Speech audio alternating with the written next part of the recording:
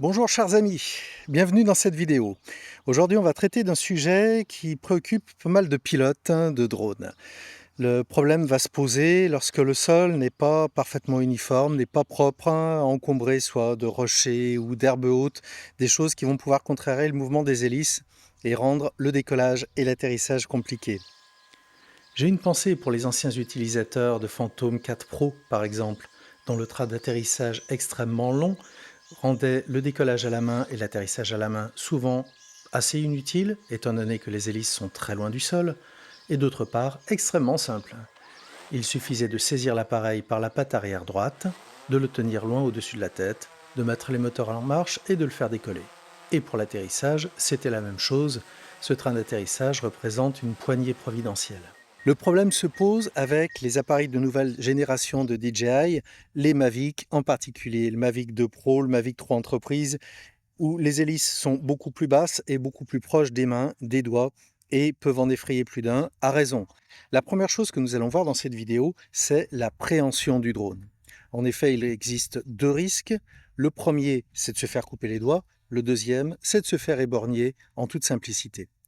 Concernant le problème des doigts, on peut observer que si on prend le drone à pleine main, l'extrémité de l'index, du majeur, peut rentrer en contact avec les hélices d'une manière ou d'une autre. Et il en est de même pour le pouce. Une solution consiste à replier l'auriculaire et l'annulaire sur la paume. Ainsi, ça va créer une épaisseur supplémentaire, le drone venant se poser sur cette épaisseur, majeur, index et pouce se retrouvent éloignés du plan des hélices et tout accident est impossible, en théorie, mais en pratique selon mon expérience.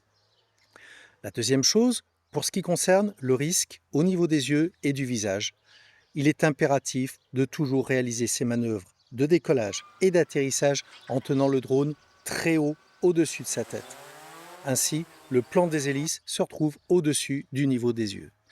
Il peut arriver à peu près n'importe quoi, à l'atterrissage et surtout au décollage, en particulier un recalage de dernière seconde des GPS qui va occasionner un mouvement latéral du drone. Si le drone se trouve au-dessus de la tête, surtout si on a un casque, les risques sont écartés.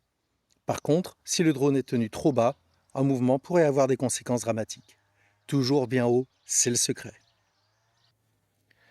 Lorsque vous voulez faire décoller votre drone, vous le tenez au-dessus de la tête en le prenant avec auriculaire et annulaire repliés sous la coque.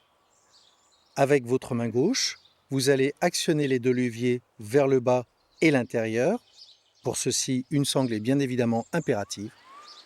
Et une fois que les moteurs sont en marche, il suffit à la main gauche de pousser délicatement et progressivement le levier de gauche vers l'avant. On ne serre surtout pas l'appareil trop fort et, arrivé à un moment, on va atteindre la sustentation. On continue la pression et le drone doit se dégager tout seul, librement et de manière très souple de la main qui le tient. La manœuvre d'atterrissage.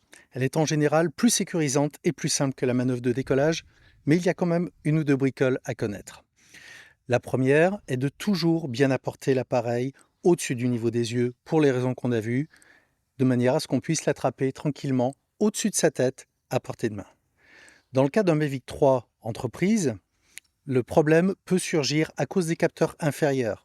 En effet, si on apporte l'appareil pile à notre verticale, les capteurs vont souvent nous empêcher de le faire descendre suffisamment bas pour l'attraper.